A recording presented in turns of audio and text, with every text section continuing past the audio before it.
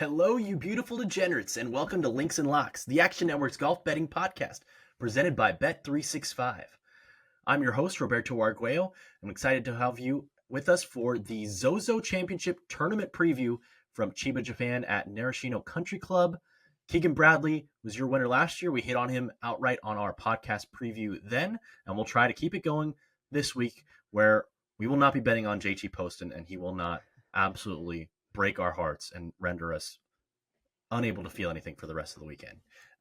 We're getting ready for the only fall FedEx Cup fall event across the world. It used to be the time before COVID where the FedEx Cup fall went to a bunch of different countries to show off the PGA Tour's international series, but after COVID, not really a thing anymore. But we do get this event in Japan where local son Hideki Matsuyama's won previously. We've also had Tiger Woods win over there as well. And 6 of the top 50 players in the official World Golf Ranking, more than any other in FedEx Cup fall field so far, this is the third one, are in the field this week. So it should be pretty exciting. Xander Schauffele headlines the odds board at 7.5 to 1. But before we get into our outright cards, Spencer, what is your best bet for the 2023 Zozo Championship? I'm going to have very minimal exposure to this board. We were talking about this before the show started, and I'll get into some of my stance there in a second. But I did think there was a head-to-head matchup out there that presented some value. I'm going to go with KH Lee minus 120 over Joel Damon. All right, KH Lee had really been struggling for a while over the end of the summer and at the beginning of the fall, but really strong showing for him last week. So I'm excited to hear that handicap from you in just a moment. And my best bet is actually going to be an 18-hole matchup. So just a first-round matchup, which you can watch on Wednesday night because of the time change. We get night golf this week. Very excited about that. My 18-hole matchup with Akshay Bhatia minus 115 over Davis Riley to win a half unit. But first, before I break that one down, Spencer, why are you fading Joel Damon against KH Lee? I mean, I think you'll notice throughout the space, Roberto, that a lot of tickets are on Joel Damon this week. And, you know, it's an interesting spot where we have 2 golfers here in Lee and Damon who, you mentioned this at the start, like they collapsed with their games throughout stretches of the year before finally turning the corner to begin the fall season. Damon has posted back-to-back top 13 finishes after missing the cut at the Fortinet. KH Lee has 2 top 14s in 3 starts with a missed weekend sandwich in between at the Sanderson Farms. All of that should show that the form is mostly back for each, albeit there are a few typical hiccups that are still getting thrown into the mix from the duo there. So when you get that answer of both golfers receiving a recent public perception boost, I think that the long-term data becomes much more critical when handicapping the matchup. That's kind of where my numbers took this large deviation inside of my sheet for expectation for this event. Lee's profile looked exactly like how a top 30 option in this field should. He saw an increase on the soft greens that were fast. That was a pronounced total there where that moved in his direction. The recent ball striking told the same story. And then it really just came down to how respectable his data appeared when given these more extended par 4 setups and the ability to score on the par 5s. That's an explanation that we'll dive into deeper when discussing the venue. But Damon had the exact opposite factor emerge within his data when I ran my numbers. My model projected him outside the top 60 for weighted scoring. This is a field where there's only 70-something players, obviously not where you want to be. The soft greens were fast. When we got soft, fast screens there, he ranked 54th over the past season. And then while the recent ball striking did show the increased ability that we've seen as of late, it just felt like he had a lot less upside for an event that you will need the ability to spike because every golfer is going to get 4 rounds. My model had Damon as one of the most significant fade candidates to consider taking on in any iteration of the market that you can find. And I thought doing it with KH Lee here at minus 120 was a really advantageous route to go in this direction. I like it. And you mentioned a lot of your projections for this week, which I'm excited to hear about, given that we don't have much data for this event, maybe the least of any event on the PGA Tour, given a combination of we don't get strokes gain data here, and it hasn't been played at this course very many times, just 4 times in the tournament's history. So not a lot of data to go off of, and a small sample size as well in the data that we do have. And also it's happening oftentimes in the middle of the night. It's tough for a lot of people to watch during the fall series. But excited to break down the course with you in a moment. But my best bet, mentioned earlier, Akshay Bhatia minus 115 over Davis Riley to win a half unit. To me, these two golfers are similar in that they both have a low floor, but Akshay Bhatia has a significantly higher ceiling than Davis Riley does right now. Davis Riley's been super inconsistent this season on the PGA Tour, and a year ago, if you would have given me this bet, I would have taken Davis Riley all day, but he is one of the worst players in this field around the green, and with these small greens, he's going to be missing green, so it's going to be important, and he's also struggling to putt. He made that huge putt on the 71st hole of the Zurich Classic of New Orleans when he and Nick Hardy went on to win, and that putt pretty much clinched the victory for them. But since then, not a lot to like for Davis Riley. It's pretty shocking that he won that tournament at all. He followed it up with 4 straight missed cuts. He's missed the cut in 3 of his last 5 starts as well. And since that win at the Zurich Classic of New Orleans, which you mentioned is a 2-man event, he's not finished inside of the top 30 a single time. And that one time came last week. So he's flying across the world to compete against Bhatia, who has a high ceiling. Last week, it was pretty interesting looking at his numbers at the Shriners, where he had spike weeks or spike days, all 4 days on putting, around the green, approach, and off the tee. It's just a matter of him putting them together. And I would have probably preferred this to be a 72-hole matchup rather than an 18-hole matchup. And if I can find 72-hole matchup, I'll definitely do that because, like you said, his ability to spike will help him. I think he'll have at least one spike round throughout the weekend. And Davis Riley, I'm not sure that spike round's going to come. So I really like Bhatia over Davis Riley. Bhatia's been in stronger form, already won on the PGA Tour a little while back at the Barracuda. So really like Bhatia. I'm bullish on his game. I don't think this is the best course fit for him, but I do think he's got a lot more firepower than Davis Riley right now, who's still really searching for his game. He's pretty decent off the tee, but it's been a struggle everywhere else for him. So I'm taking Bhatia minus 115 over Davis Riley on Thursday, which in the States will be our Wednesday night. Spencer, the Zozo Championship is at Narashino Country Club in Chiba, Japan. Talk to us about what you are weighing in your model given the absence of strokes gain data this week. Yeah, Roberto, these venues that lack data are never my favorite because they take away a lot of the handicapping strategy that we like to talk about on the show. It's probably better this week for DFS because I have a different take when it comes to the optimal approach to tackle this venue from a projection standpoint than most.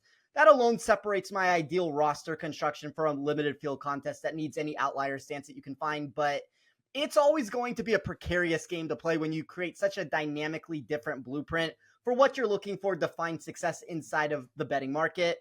The course should definitely be labeled as a claustrophobic design. I don't want to discredit that stance with my differing take. We see substantial tree-lined intangibles present throughout. That's going to create the need for golfers to move the ball in multiple directions because of the dog legs of the facility. Naturally, that's going to put extra credence in the bucket for accuracy over distance when talking about a 7,041-yard course that doesn't present a natural distance appeal. However, this is my take on it. I don't think length is something that you should completely discredit. There's a way to look at this outside of the box when you're making your model. Most of the impactful scoring from either a production or an avoidance answer will come when a driver is in hand. We have 5 par 4 holes that range between 486 to 505 yards. That'll rank as the most challenging locations for the week. That presents nearly a 40% dispersion expectation when faced with the par 4 setups. We also have this intriguing collection of par 5s that range from easy, if we look at the 562 and 587 yard examples at this course, to the beyond challenging 608 yard behemoth, which on average yields a 21.9% birdie or better rate. That's going to be one of the lowest percentages that you'll see all season at any stop for a PGA event. We can obviously still extrapolate out the proximity data based on specific variables. That part of the game is going to be easy enough to form a more advanced opinion, but I always try to at least keep things minimal from an exposure sense. When you get this like 3-pronged nature of limited data, a no-cut contest, the smaller field narrative, when that pops to the forefront of the conversation, I typically try to remove a lot of the stake that I have in an event. Maybe there's something to be said about the green complexes showing soft but fast every year. There's an extended answer to that where scrambling and bogey avoidance gets a boost because you do have holes that have multiple pin locations on each green. Kind of talked about the par 4 scoring example where the 5 most difficult range from that 480 plus range. As I talked about with there being multiple pin locations, golfers are going to have to be cognizant of that when approaching the putting surface. But it goes back to the lack of concrete trackable data kind of just removes me wanting to put much stake into this tournament. Like, obviously, Roberto, you and I are here to talk about value. We're going to present anything that we found on this board that we think had that, but I'm just not going to find myself all in pressing the pedal fully to the ground. I think that there are better events to do that. There's probably better ways to get your money exposed into a market than, we've done a lot of bets, and we always talk about on this show. And like one of my big things is every bet has a ramification to it. So, every bet counts for something. If you start throwing away units on an event that you shouldn't be overexposed to, it trickles down to where your ROI is going to decrease. It's more difficult to play catch up in those moments. So it's going to be a very light card. It's probably going to end up equating to one of the shorter shows that you and I do together. But that matchup and my 2 outrights are really all I'm on this week until things change. I thought you made a lot of great points there, Spencer, and you mentioned the variety of hole locations because every single green has a double green, so they can move the pins around to significantly different locations, which is a really cool aspect of Japanese golf that, who knows, maybe we could implement in the States when we build some new courses to spice things up a little bit. And one other thing, it's a 7,079 yard course, but it's a par 70 with 5 par 3s, so plays a little bit longer than you might assume for a 7,000 yard course. Whereas other 7,000 yard courses you might think would be just a plotter's spot, but because the par 3s add in some hidden distance with the par 70, I think that means that this is a real ball striker's course. You look at players who've won here before: Hideki Matsuyama, Tiger Woods, Keegan Bradley last year. Guys who have a complete game throughout the bag and who can capitalize on some of these smaller greens, smaller targets, and just get a decent putting week, because you need to be in that 15 under range to win here, which is why you don't necessarily need to be the best putter if you can ball strike this tournament to death. And I think we've got some similar guys on our cards whom are very capable of doing that. So without further ado, before we get into our outright card, actually, Links and Locks is presented by Bet365. Bet365 doesn't do ordinary. They believe that every sport should be epic. Every touchdown, every game, every point, every play. From the moments that are legendary to the ones that fly under the radar. See for yourself when you sign up today with code ACTION, that's ACTION, and you'll get $365 in bonus bets when you bet just $1 single. Whatever the sport, whatever the moment, it's never ordinary at Bet365. Must be 21 or older only. Must be present in Colorado, Kentucky, Iowa, New Jersey, Ohio, or Virginia. If you or someone you know has a gambling problem and wants help, call 1-800-GAMBLER in Colorado, Kentucky, New Jersey, Ohio, and Virginia, or 1-800-BETS-OFF in Iowa. Terms and conditions apply. All right, Spencer, who you got on your outright card for the Zozo Championship this week?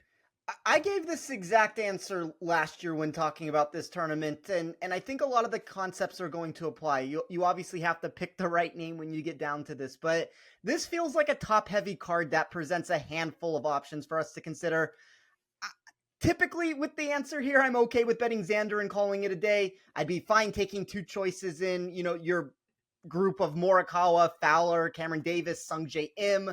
We could go marginally deeper than that answer and into that JJ Spawn, Eric Cole, Keegan Bradley, Adam Schenk range. I think that's generally where I'm going to draw the line this week, though. I'd be relatively surprised if someone over 50-1 won this event.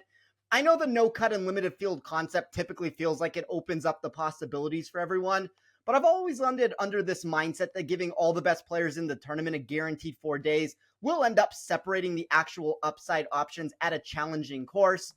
I chose to go with the 2-person route and started with Collin Morikawa at 11-1. If you shop around, you can find this as high as 14-1 at some books in the space as of this moment of us recording. I released it originally at 11, and I will keep it at this number for the sake of our tracking here, but don't be afraid to cash out if you got that number early and you see a better price in the space and you have a book that allows you to do that. I am usually not a Morikawa guy. I was surprised that my model landed under that mindset when I did take such a distance heavy approach compared to most. But there were just so many high end returns that the other players in this field couldn't match when looking at his weighted proximity, GIR percentage, weighted scoring, and the recent ball striking. My math thought those returns generated the highest ceiling outside of anyone not named Xander Schauffele. There's obviously that argument that I made at the beginning that betting Xander and calling it a day is in play. But the Morikawa route felt much more intriguing because it did allow me extra room to add Ricky Fowler at 20-1. Unfortunately, that number has dropped a little bit. I see that more now into the 16-1 range. But I think the interesting thing with Fowler is anytime that you move the winning score into more of that 15 under projected range that you talked about, Roberto, Fowler should take a jump in expected win equity. My model saw an increase in his anticipated weighted proximity at Narashino, and the second place grade for expected scoring when considering all 18 holes at the property only further heightened that ceiling for a golfer who has experienced a robust turnaround in 2023. Much of that answer for this venue stemmed from the high-end outputs on the problematic par 4 locations, plus those par 5 birdie or better creations compared to the field. We'll see if he can overcome a relatively slow few months after winning the Rocket Mortgage in July, but I thought this was an ideal course fit for him. Like, we can always have the discussion about what is Fowler's true win equity in some of these tournaments. And I mean, that's a discussion to be had that we could go deeper into, but it kind of goes back to my original answer here. If I'm cutting this off at, let's say, sub 50-1 to win this event, I mean, all of a sudden now we've removed most of the field and there's going to be a few options that are overpriced, obviously. I mean, you're always going to have that when you get these juiced up boards, and you're going to have a handful of names that really start propelling up for value. And it just so happens for me that most of my value and most of my win equity landed with like the 5, 6, 7 favorites in this tournament. So I was just trying to figure out how could I get as much exposure to that range as I could. Thought the Morikawa route with Fowler was the best way to do it. But I will say I strongly considered Sung J M. I strongly considered Cameron Davis. I ultimately didn't get there, but that kind of, for me, is how I'm looking at this week and how I'm trying to build a card. A little fun fact for you about Ricky Fowler. So he resides in Jupiter, Florida, but his middle name is Yutaka, which comes from his maternal grandfather, who is Japanese. So would be pretty cool to see Ricky Fowler get a win this week in Japan. And we know that the narrative has prevailed here with Hideki Matsuyama already winning in Japan before earlier at a previous Zozo championship. And one other thing you mentioned, a reason why we should like the favorites in a shortened field with 77, 79 players like this week. There is no wave advantage where if you play in the morning on Thursday and the winds howl in the afternoon and some elite players get knocked out of the field, and then there's really half the field has a significant advantage and it provides chaos and allows players who had a heater on that one day when the weather made a turn and eliminates some of the better players. That's not going to happen. All these guys are teeing off within a 2.5 hour window of each other. So there will not be a significant wave advantage, which means even more of a chance of the big name players getting a win. As a result, I have a very similar card to you, Spencer. Last year we mentioned we hit on Keegan Bradley 35-1. Keegan was a guy who is an elite talent in that field who had been struggling mightily with the putter. And we locked onto it that the putter was turning around for him and we cashed out because of it. There's no one in that range that I can really see make the same kind of argument for. And so I've got 3 plays this week. The first one being Collin Morikawa. Unlike Spencer, who does not normally bet on Collin Morikawa, I do. I haven't bet on him this year because it's been a rough ride for him since the Century Tournament of Champions, which we're not going to discuss. But this course was tailor-made for him. Tight fairways, small greens, slower, softer surfaces as well. That should all work in his favor. And he is the best iron striker in the world, has been for about 5 years over that period of time. I think that if he plays this tournament 12 times, he's going to win one of them. So I bet him at 12-1. I also bet Sung J M at 20-1. Thought that was a really good number on Sung J, who's flashed some form recently. won that gold medal in the Asian Games in the team competition with Siwoo Kim.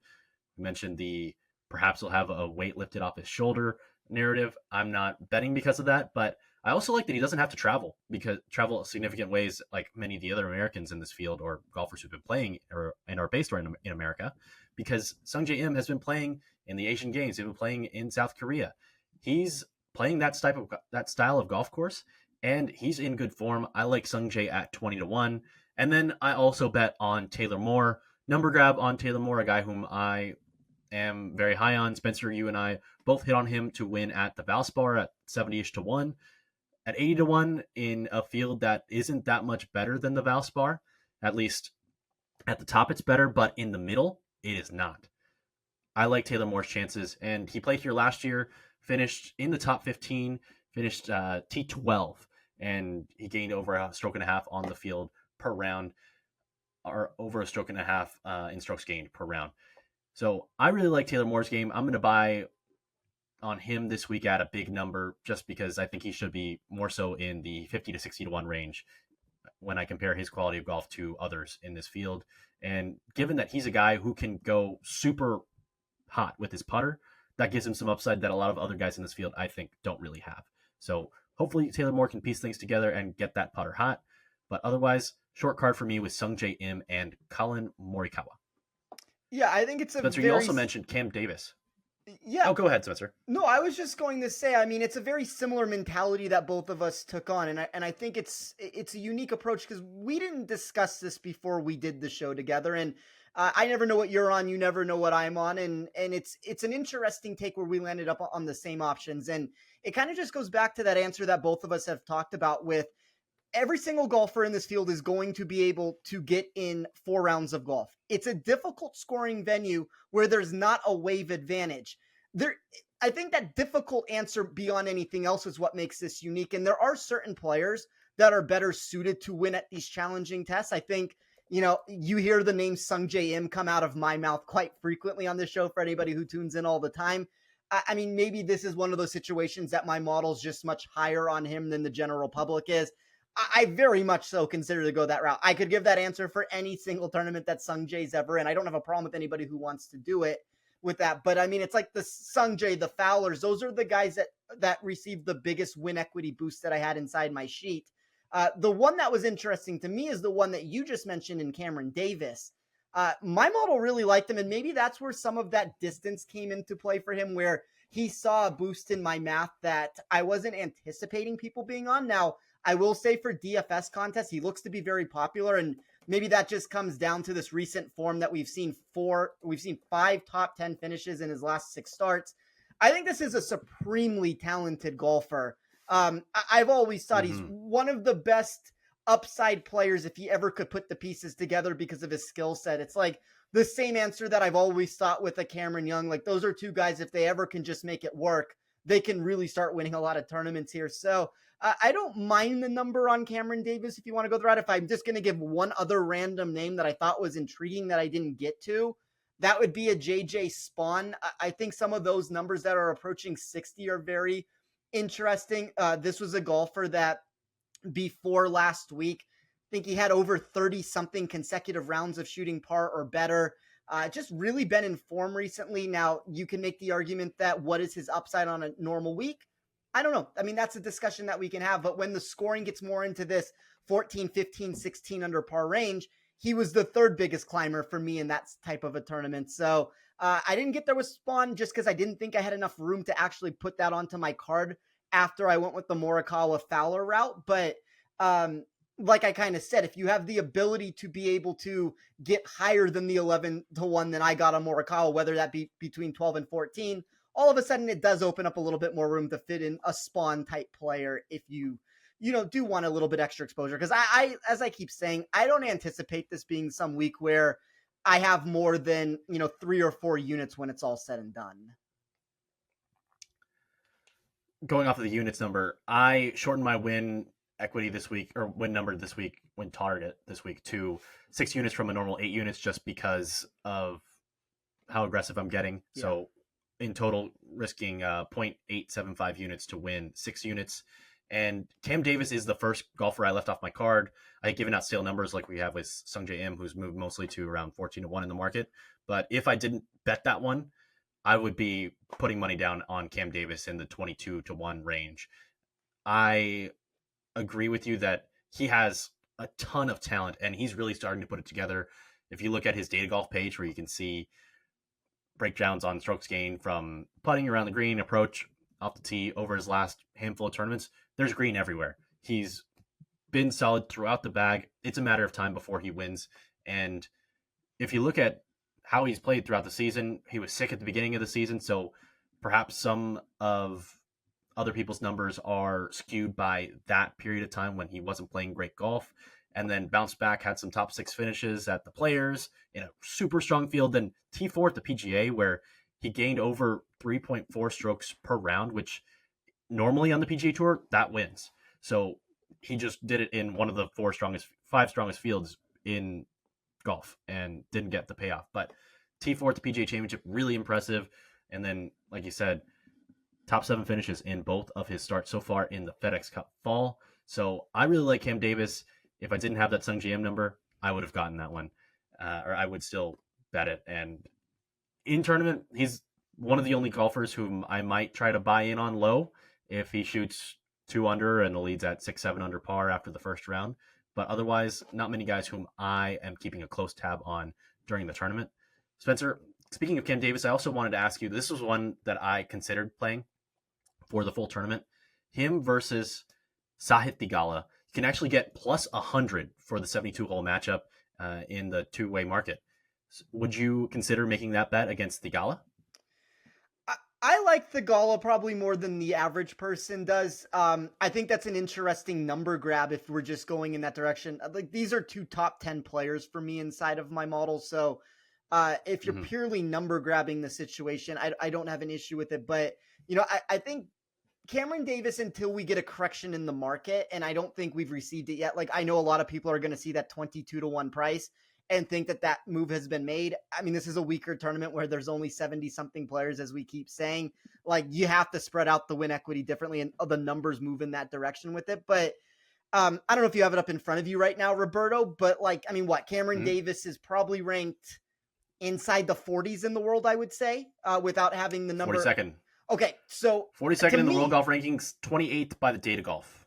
I was going to say, I think he is legitimately a top 25 player on the PGA Tour. When you get those sorts of discrepancies where the world ranking maybe has not caught up to the skill set, and I think a really prime example to that, and that I always go back to, would be the Wyndham Clark answer, where Wyndham Clark got this surge in his data, and then all of a sudden he wins the US Open shortly after that, but he was 100-1 to win a major.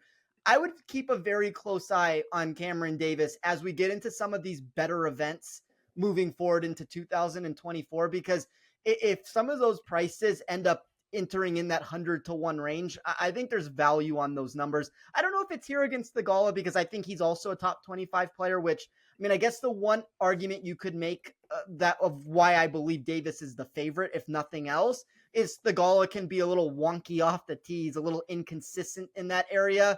Maybe that gives a slight little edge to Davis there, but I don't see a massive difference, in my opinion, that makes it worth a bet.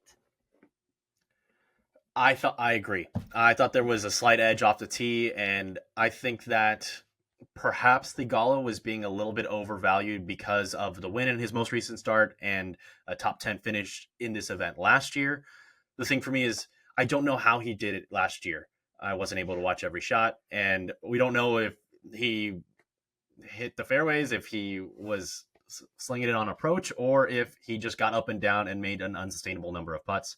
I will add that Theegala, in his most recent start, in his win at the Fortinet, he had his best putting event of the entire season, dating back to last year's Fortinet Championship. So I wanted to try to fade that unsustainable putting number. I'm not ruling out that I'm going to bet this. I just haven't bet it yet. And I know you don't like to bet. We don't like to bet big name guys versus other big name guys. And Theegala is the type of guy who could go 70, 70, 70, 63, and then ruin our Sunday and our entire next week. That's kind of that spikeable outlook that we're trying, because the one difference here for a head-to-head matchup beyond anything else, and Cameron Davis obviously has that himself too, but I think when you have a no-cut tournament, you're always looking for that upside more so than the safety with it. Like you still need the right person to fade. In a normal week, I'm always looking for a player that's just going to miss a cut and I can get that bet over on Friday night. In this sort of a tournament, you are going to need that spikeability nature that comes into play. It would not shock me at some point if the Gala puts together that 63 that you're talking about and the bet's winning for 3 days, and then all of a sudden on Sunday he surges up the leaderboard into 8th place or whatever it ends up being with it. So it's kind of just a stay away from me for that reason. But as I said, like I would put Cameron Davis as the favorite for whatever that is worth. I thought you made a great point on comparing him to Wyndham Clark, and as a result, I've been trying to find odds for Cameron Davis at the majors, and by searching Davis, I can find Davis Riley is on the odds board in several majors, but Cameron Davis is not. So these cowards need to post him on the odds boards. I'm intrigued to see what the number would be. I feel like 80, 90 to 1 would probably be something at a better price would be something I'd be willing to take a nibble on depending on the course fit. But at the same time, I feel like this guy's got such a complete game that it doesn't really matter where he plays. I think he's got a good chance anywhere. So very excited to see those odds whenever they are posted eventually, because he's a guy who hasn't had that adjustment yet. And I think it's going to come before April. Assuming we don't get a victory from him in this type of a tournament and he kind of just continues this trajectory that he's on, I've always been a believer that there will be some book out there that will make an egregious price on him somewhere where he may slip into that triple digit zone. And that's, I mean, obviously we're going to have to find that book who releases a price on him, but I would keep an eye out on him. All right. Getting into the rest of our card. Spencer, is that all you got on your card this week, or you want to break down my last matchup? Yeah, we'll go to yours. I don't have anything else to discuss. I also don't have a round one matchup currently. I searched the market trying to see if there was any value. I think that Batia play is interesting that you talked about. My model liked him this week.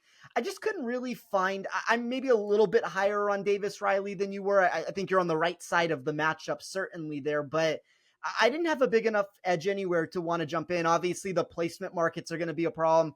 I prefer to try to have the top 40 market, which you're never going to get in a 70-something person field. So that's going to be the card for me. Maybe for round 2, things change and I can jump back in for a matchup where the number moves too far in one direction. But I think for me, it really just came down to trying to find options that I am willing to fade. And I mean, if we want to talk about some of those names, just so I can give an answer there, like obviously Joel Damon is going to be the really strong one that I have the stance on, but I mean, I don't know if there's anybody else necessarily. Like I'm trying to quickly run through here.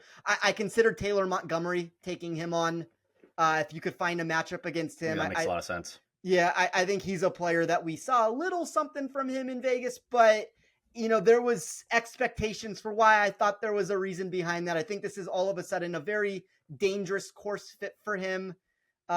Maybe SH Kim, if you're trying to take him on, I think he's very boom or bust. I would worry maybe that he puts together one day where he spikes up, but those were the ultimate 3 names that I found that I was trying to find a matchup on. Obviously, I found it against Damon, but in the right situation against Montgomery, I could consider that. The right situation against SH Kim, I could consider that. I do think if you are looking for potential matchups out there, I want to say one of the situations was KH Lee over SH Kim. That number moved rapidly. I also thought that the Damon route was the better way to go with it, but I guess those would be the 3 players I'm looking to take on, but I'm curious to hear what you have, Roberto, left on the card. I have one sprinkle. So normally I will bet in my matchups or top 40 bets to win a half unit or a unit, or if I'm feeling super confident, maybe just 2 or 3 times a year, I'll do for 1.5 units. This one is for 0.2 units, so not a lot. This one more so to keep me up and give me an incentive to watch the tournament. And because everybody's going to be talking about it throughout the whole broadcast, I bet Keegan Bradley plus 100 over Ricky Fowler. One of them made the Ryder Cup. One of them did not. He has not unpacked his bags from the last Ryder Cup he played last decade. One of them is playing a course where he won last year. The other one, in his most recent appearance, really struggled with the putter over there in Rome. He was sick. I'm not taking anything out of that. The Ryder Cup is an exhibition, and it's a road start. You're never going to have a road start in golf. Otherwise, I think that, and we mentioned this on the show talking about the Ryder Cup, you got to bet the home team just every time, especially in 4-ball.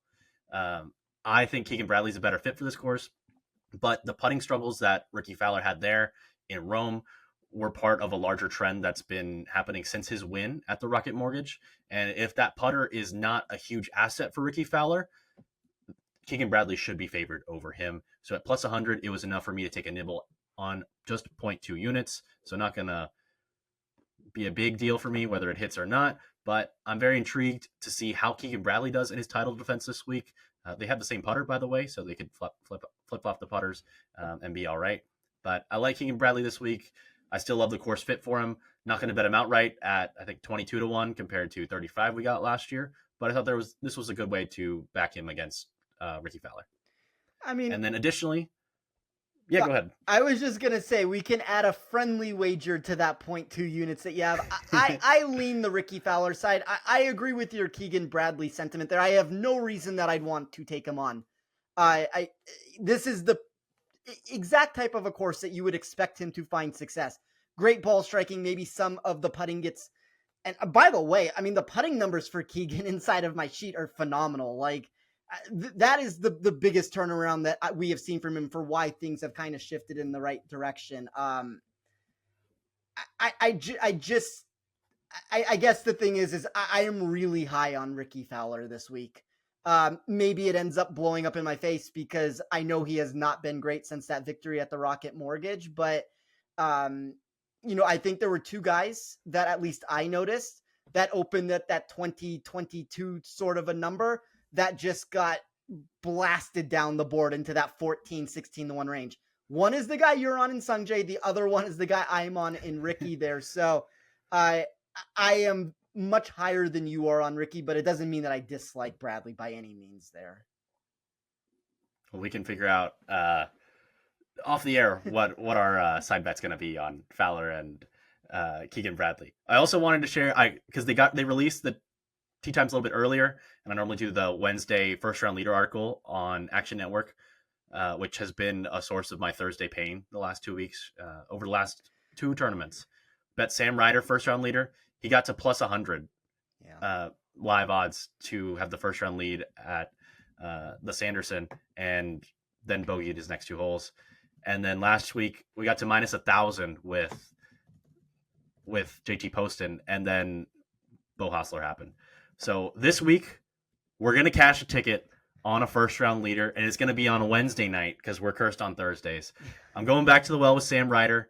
I don't think he has enough to win this tournament over a 4-day period, but the putter's really hot. The approach plays really strong, and he can hit fairways. So give me him at 55-1. I'm going to go Adam Schenk 40-1. Not his best week last week. Got a little head start on the travel to Japan, but he's got as high of a ceiling as anybody else in this field, not named Schauffele or Morikawa. And so give me him for first round leader at 40-1. And then also my guy Taylor Moore, 55-1. We mentioned he can get red hot with the putter. I like him at 55-1 for first round leader. Any thoughts on those, or anybody you might be eyeing for a potential FRL play? I know it's not your favorite market. I said it wasn't my favorite market. I come on last week's show. I give JT Poston as one of the options. I went as far, which is, I mean, this was the kiss of death once I did this. I pulled the clip to get ready to post onto Twitter. I thought nobody in the afternoon could possibly catch him. Obviously, the wind died down a little bit, and I'm sitting there, and I was out and about, and I see the wind just getting like less intense as the day's going on, and I was not checking the scores at this moment. I'm like, oh, this is not great, and I saw Bo Hostler shooting up the leaderboard. Still difficult, though, to get to 9 under par in that situation. And unfortunately, I checked back, and, Hostler did everything right for the most part down the stretch to make sure that bet lost.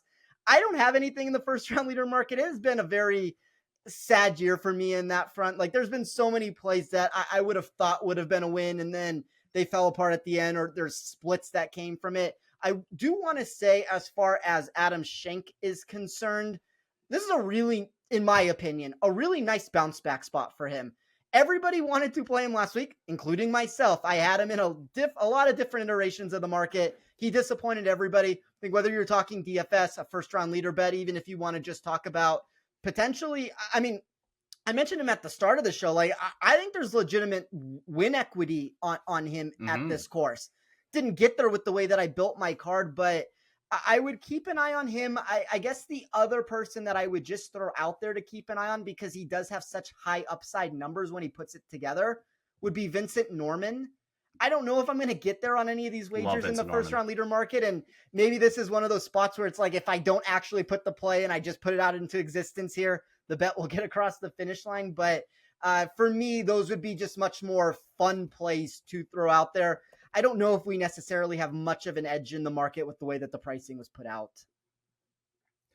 Vincent Norman is someone whom I've put on my first round leader card, and through 14, 15 holes have felt really good. And then he 3-putts from 15 feet and has traumatized me. So I can see anything happening with Vincent Norman. I've been on all sides of that spectrum. I love his game, and on a course where putting is going to be minimized, I like that for him a lot. What's the best number in the market right now on him that you can get? 50-1? I think it's in that range. But Schenk, you surprised me, because he's 45-1, and I do the opening odds post for us at Action, and he was 35-1 at open. So significant odds movement, and at 35-1 for me, it was a pass. But at 45, which I'm just seeing now for the first time, my card is a little bit saturated, but I like that play. I think 45-1 in this, I think it's a great course fit for him. And he has a lot of what I like from Taylor Moore, but he's a little bit better on approach and very solid with the putter as well. I would say he is intriguing, and I guess the other person that I'll throw out there, if you want, in that 45 to 50-1 range, JJ Spawn. I kind of keep going back to him. I think they're very different golfers in that Spawn, higher floor, lower ceiling. Schenk, lower floor, higher ceiling. Maybe I'll just make it official on this show. I didn't want to go this route giving out first round leader plays, but since we have such little action right now, maybe I will tell you on the Schenk play. My model thought he had upside for him. I'll go down the Vincent Norman route. The best number I can see there would be 50-1, and then the best number I can find on Spawn would also be 50-1. So Schenk, Spawn, Norman. We'll make it official for the show to have some fun with this. Let's do it. All right, Spencer. One more time, want to share that Links and Locks is presented by Bet365. Bet365 doesn't do ordinary. They believe that every sport should be epic. Every touchdown, every game, every point, every play, from the moments that are legendary to the ones that fly under the radar. See for yourself when you sign up today with code ACTION, that's ACTION, and you'll get $365 in bonus bets when you bet just one single dollar. Whatever the sport, whatever the moment, it's never ordinary at Bet365. Must be 21 or older only. Must be present in Colorado, Kentucky, Iowa, New Jersey, Ohio, or Virginia. If you or someone you know has a gambling problem and wants help, call 1-800-GAMBLER in Colorado, Kentucky, New Jersey, Ohio, and Virginia, or 1-800-BETS-OFF in Iowa.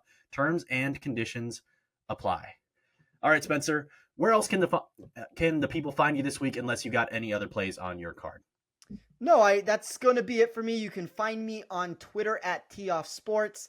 Don't know what I'm going to do for my Wednesday article over at Action Network. I talked about that. I don't think I'm going to have a round one matchup in play. Maybe we'll just talk about some potential overrated, underrated commodities that I had inside my sheet.